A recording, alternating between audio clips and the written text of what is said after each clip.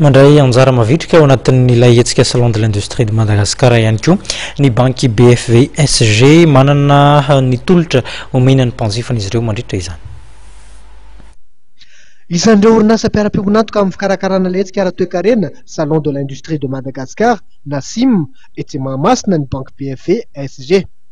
Mirahina tanteraka amin'ny tanjona izay hivoizina mandritra ty hetsika ara-toe-karena ity ny BFVSG dia ny fampiroboroboana ny akora vita malagasy.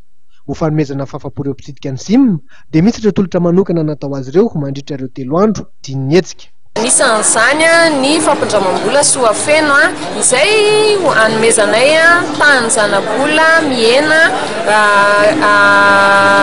tsy mitoviny amin'ny andavanandro sy ny sara amin'ny fikarakarana taratasy izay mety tafidina hatrany amin'ny 500 isan-jato arakaraka ny tetikasa izay hoentin'ny mpanjifa eto aminay. Anisan'ny tolotra izay ataonay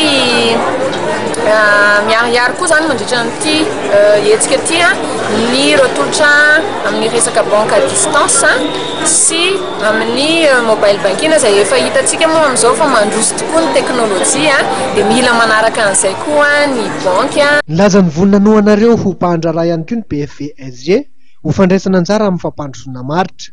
Mivalapatra amina velara-toerana Hamrefy 720 metatra tora-droa ny trano eva misy ny banky BFVSG. Misy ireo olona matianina afaka mahay torohevitra mahasoa ireo mpitsidika ny trano evany.